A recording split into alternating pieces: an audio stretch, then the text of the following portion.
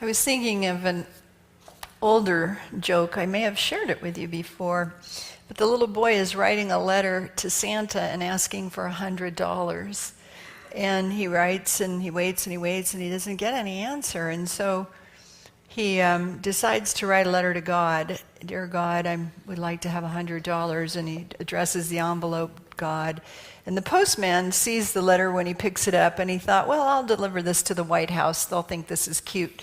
So the letter goes to the White House, and the president sees it and says, isn't this cute? This little boy wants $100. Let's send him $5.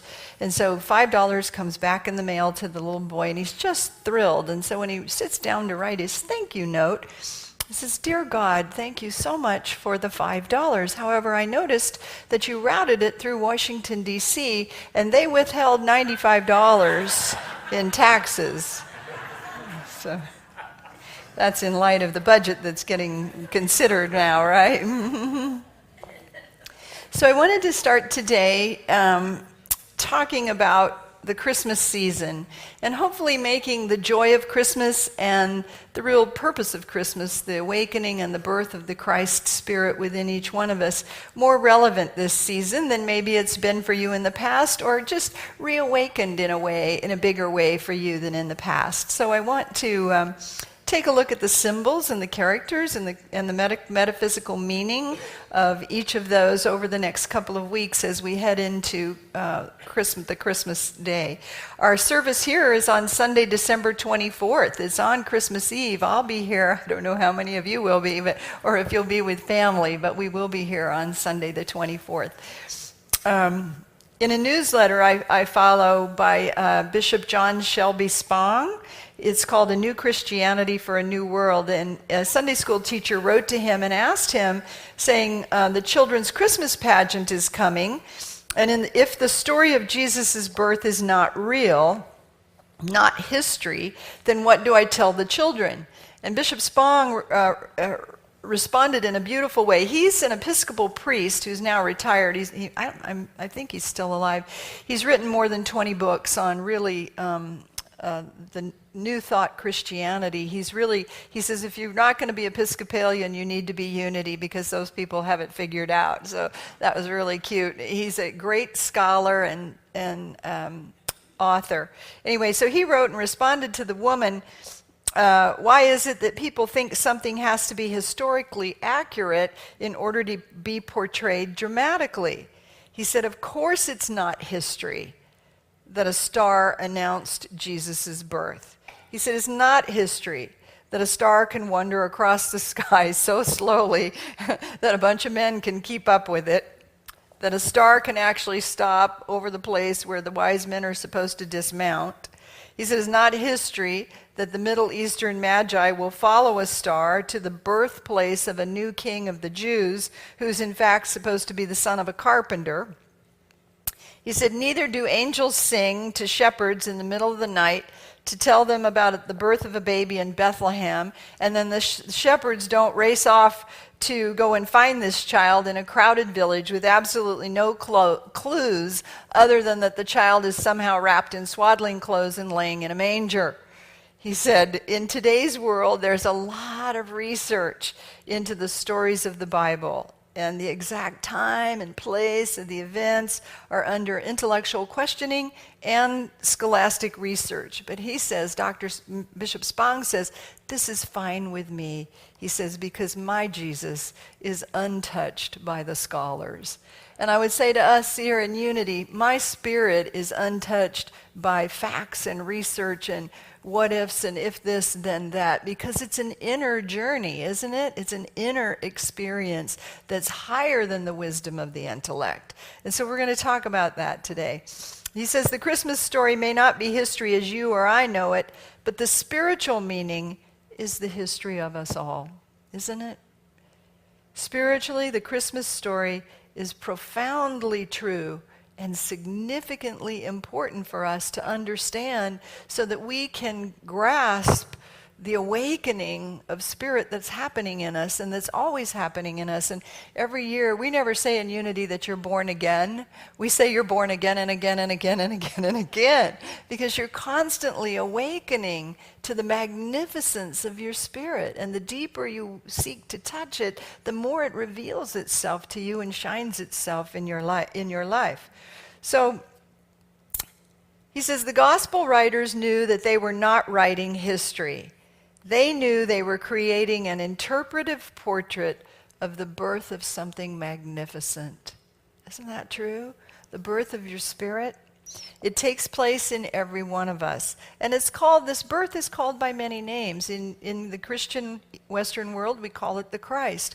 But it's also Allah and Buddha and Krishna and Wankantan and Great Spirit and Isis and Sophia and Holy Mother and Higher Power. It just depends on where you are in your life when you connect with that realization. The writers drew the details of their story from many sources. For example, and Bishop Spong gives them to us, he says, the scholars know today that Matthew's story of the wise men and the gifts came out of Isaiah chapter 60, where kings came to the brightness of God's rising. He said the star in the east is lifted out of Balaam and Balak stories in the book of Numbers. And the manger and the crib is a reference in Isaiah chapter 1, verse 3. The ox knows its owner, and the donkey its master's crib. The swaddling clothes come out of the wisdom of Solomon. And I don't know if you know this, but in Eastern Oriental tradition, in ancient times, when a new baby was born, it was put on a slat of wood, like a papoose, like the Indian Native Americans had papoose. The baby was put on a straight board and wrapped in swaddling clothes, round and round, 6 times a day. Wrapped and then unwrapped, I guess, supposed to be changed. But the theory was if the baby was, for 6 months of its life, the first 6 months of its life, it was on this straight board, the understanding was that it would grow up straight and honesty and integrity and truth. And so the swaddling clothes were used to wrap the baby in integrity and truth and honesty. The power of the Christmas, you'll see, so we could go on and on. The power of the Christmas story is that it touches us through the heart. It touches us through the heart. It bypasses the intellect and touches us through the heart. So this Christmas season, I want to share the meaning of the symbols and the Christmas characters, so that the deeper significance of the story can come alive in each one of us.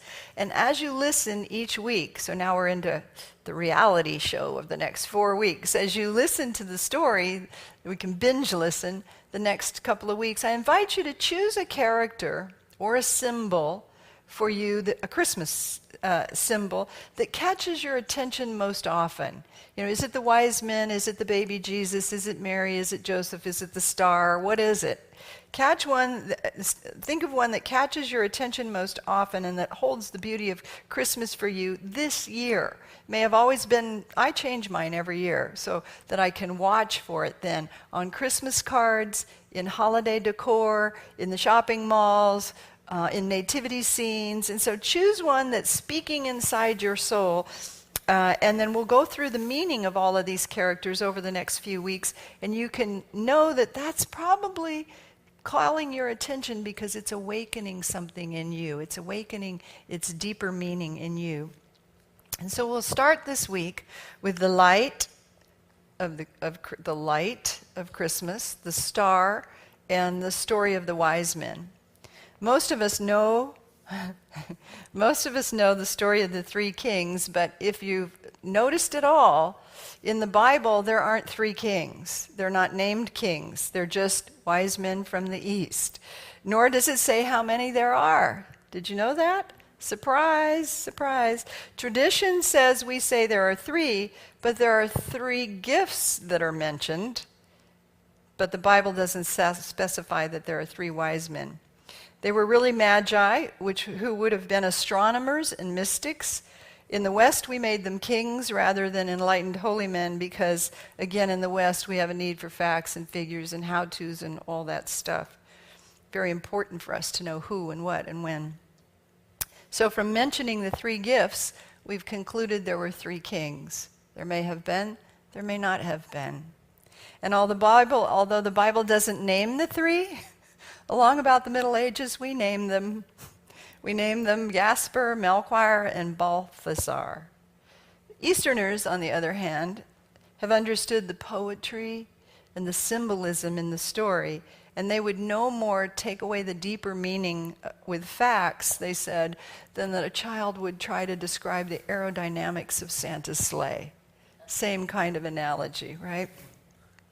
So we'll start this week with the story of the wise men. It's found in Matthew, and I want to remind us of it. I always love at Christmas time to read the Christmas stories from Scripture because we only get to do it once a year. Well, we could do it more, but you know what I mean? Once a year, we need to focus on that. So the Gospel of Matthew, chapter 2, the first 12 verses. In the time of King Herod, after Jesus was born in Bethlehem of Judea, wise men from the east, there it is, it doesn't say 3 kings, it says wise men from the east, came to Jerusalem asking, "Where is the child who has been born King of the Jews? For we observed his star at its rising and have come to pay him homage." And when King Herod heard this, he was frightened, and all Jerusalem with him.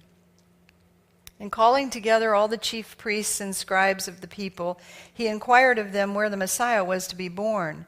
And they told him, "In Bethlehem of Judea, for so it has been written by the prophet."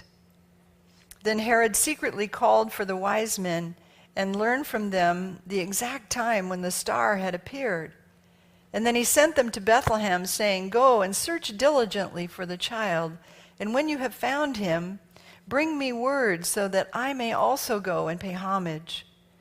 And when they heard the king, they set out, and there ahead of them went the star that they had seen at its rising, until it stopped over the place where the child was.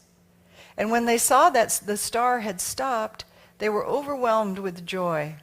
And on entering the house, they saw the child with Mary his mother, and they knelt down and paid him homage.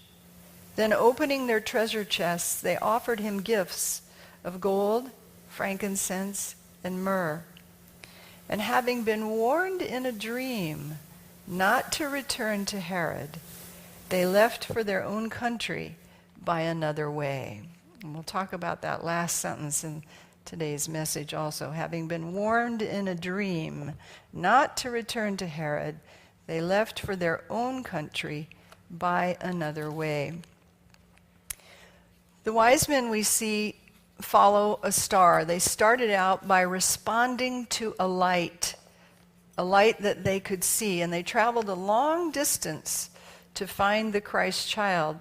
The star was in the east. The wise men came from the east, and in Scripture, metaphysically, the east is the inner realm, your inner consciousness, your inner self. The wise men represent the wisdom within you that rises up when your soul has been stirred by a great spiritual revelation. You know, something quickens in you, something comes alive in you, and there's a desire you know that it's something magnificent and that you need to follow it. They come bearing gifts, and their gifts symbolize the resources of your soul. Did you know that when a dream shines its light into your mind, it comes completely fulfilled, start to finish? But very often, when that light drops into our mind, we only see the first step, or maybe the first 2 or 3 steps. We don't see all the way to the end we can see the vision for the dream, but we can't see the path or the route to get from point A to point B. But when an illumination of spirit drops into your mind, your dream comes complete. John O'Donohue says, when a dream taps on the door of your heart, its knocking is often no louder than the sound of your beating heart. And haven't you found that sometimes when you can only see those first steps and not the whole way, you don't even start down the path? You let the dream go by? Good thing is it'll come back around again. So but don't wait too many times for it. It'll come back around. You can trust that's what's revealed, what's stirring in your heart is right and is fulfilled because it's coming from a revelation of intelligence that is greater than your human understanding. It is wisdom they talk about in the book of James, wisdom that is first pure and from above, coming down from the Father of lights. It transcends human reasoning, and that's why it's a dream. It feels like a dream because you can't see all the facts and figures and how-tos and whens and wheres and whos to take you to the end of it. But you can follow where it leads, knowing that it will only lead you to what is true and right and good for your life. When you see the wise men this year, when you see the nativity scenes or see them on a Christmas card, they are a sign for you to know that there is a soul wisdom that's stirring within you, if your heart is called to the wise men this year. Second symbol is the light. In all aspects of creation, the first thing that appears is the presence of light. And God said, "Let there be light." Jesus said, "Let your light shine." All of us. He said, "I am the light of the world." In all creation, the first thing that appears is the presence of light. And Christmas is what we call the season of light, isn't it? It's the season of light. Light symbolizes the ideas that come from God rather from the process of your human reasoning or the human mind. And spiritual light is not like ordinary light. Not like these lights, not like even the sunlight. Spiritual light is not like ordinary light. It imparts a luminescence that has mystical properties. Myrtle Fillmore talked about that, and I think Charles did too. In prayer, lifting up, they began to see this aura of light at the top of the head where the faith center is. And you see in the ancient pictures, paintings of the saints, right? They all have that aura of light, that angelic light around their heads. This is spiritual light. It's not like ordinary light. It has a luminescence that has mystical properties in it. And it has then the power of revelation. It has the power to show you your dream all the way through. When you open your mind and your heart to the light of spirit, you see beyond the appearance to the spiritual reality, to the spiritual truth. It just kind of erases all the stuff other than what's true in spirit, and you can see directly into the fulfillment of your dream. In Isaiah, it says that this light even causes kings to come to its brightness. That's how powerful it is. And listen to this in this message in Isaiah. There's a little substitution process that I like to use that helps me understand the awakening of this light. Listen to this scripture, and then I'll do the substitution for you. You'll recognize it. "Arise and shine, for your light has come, and the glory of the Lord has risen upon you. For behold, darkness shall cover the earth, and thick darkness the peoples. But the Lord will arise upon you, and his glory will be seen upon you. And nations shall come to your light, and kings to the brightness of your rising. Then you shall see and be radiant, and your heart shall thrill and rejoice." So I substitute the word Christ consciousness. You can call it whatever you call it, the Christ spirit, the Christ presence, the higher power, but I use Christ consciousness. Listen to the same passage and see if it doesn't help you take hold of a deeper understanding of what the light does in you. "Arise and shine, for your Christ consciousness has awakened, and the glory of the Christ consciousness is rising in you. For behold, darkness may cover you, but the Christ consciousness will rise up in you, be born in you, and its glory will be seen in you. and nations, which is all the power of your collective thought, shall come under your dominion, and kings, who represent the ego in us, even the ego shall come to the brightness of your rising, to the brightness of the Christ consciousness within you. See that awakening of the Christ spirit within you? You can get still, and an idea can drop into your mind, and you may catch a stirring for a new career, or to change jobs, maybe just to call somebody that you haven't talked to in a long time. I mean, the mystical light, it drops in this purity of idea. It may be for better health, or hopes to have a baby, or to make more money, or to make a difference helping the world in some way. And that desire, it rises up in you through a light that dawns in your awareness, doesn't it? Yes? It's a light that comes into your awareness. And the light of your idea is born in you, it rises up in you, it comes alive in you, and its glory will transform you and conform you to everything that needs to happen to bring it to its fulfillment. And then and you shall be radiant, and your heart will thrill and rejoice. We like that part. So you see that process. You see that process where the light drops in. So this Christmas season, on our second symbol, every time you see the lights on the houses, right, in the shopping centers, on the buildings, and the windows, in the trees, you can recognize that as a sign of mystical light, that there is essence, a luminescence that's being imparted to you and released from you. And you can just live in the joy of that. We can live in the joy of this Christmas season. Lastly, the light was individualized and symbolized by the star, right? There are various speculations about the star. It's been suggested it was a nova.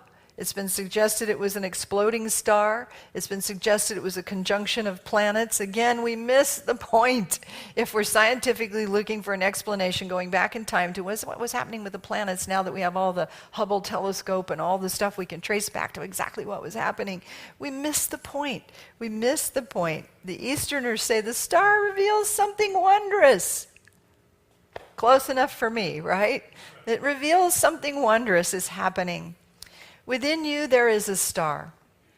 There is a point of light that's always shining and that serves as your inner guidance system. It leads you to your authentic self. It leads you on the path that's right for your life.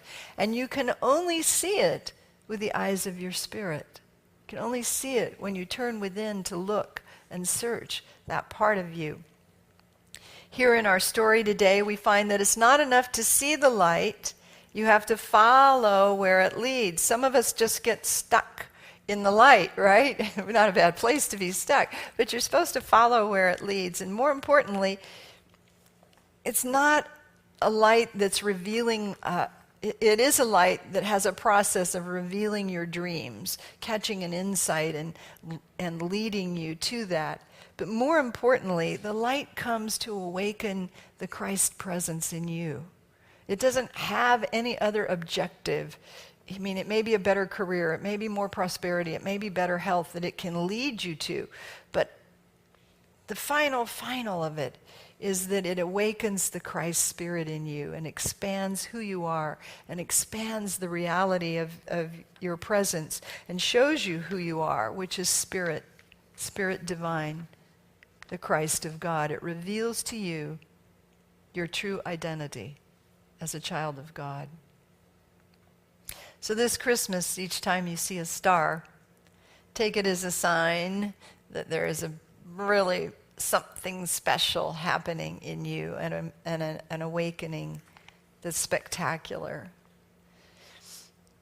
Gary Zukav, who's the author of Seed of the Soul, says that when we make a choice to follow our highest inner light, our highest inner guidance, we make the choice between living in fear and doubt and living in true wisdom. We make the choice between living in the lower frequency currents of our personality and the higher frequency currents of spirit. When we make that decision, can we hit obstacles as we set out? Sure. That's King Herod. King Herod represents the ego. He's the personal will of us, the part of us that likes to be in charge, likes to control, likes to hang on to the status quo, feels threatened when anything new is trying to show.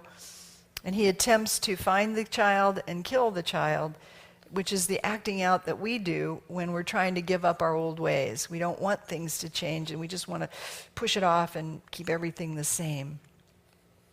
But Herod can't succeed, because the very thing that's infusing into you and the very thing that's leading you and guiding you is holy, is holy. It supersedes all external powers. Arise and shine, for your light has come, the Christ Spirit has come, and even kings, even the ego self, will come to the brightness of your rising. I love that the writers in the story, at the very end, as we read today, said that the wise men, after finding the Christ child, did not return to Herod, but departed to their own country by a different way. And I love this because when you think about the ancient writers, they could see this awakening that happens in you, and then they knew you can't go back the way you came. You can't. You're a different person. You can't go back to the ego. You can't go back to ego's ways. You have to go home on a new route. Once you have that spiritual awakening, once you touch the Christ presence in you, you can't go back the same way. You're on a new path now. So stars, light, wise men, you can start watching this week in your holiday experience. The birth of the Christ in the Christmas story is the birth of humanity's best dream and highest hopes. But none of it matters unless we make it personal, unless we allow and seek out the Christ to be born in us in more powerful and more profound ways than ever before. So as we celebrate this Christmas season in these Sundays to come, may Christmas happen in you this year as never before. May you see more clearly than ever before the brightness of your spirit. May you be guided to the full potential of spirit that's waiting to be born in you. And may the wise men in you see and follow and live the light that you are. So God bless you, and we'll start saying Merry Christmas this week, right? God bless you.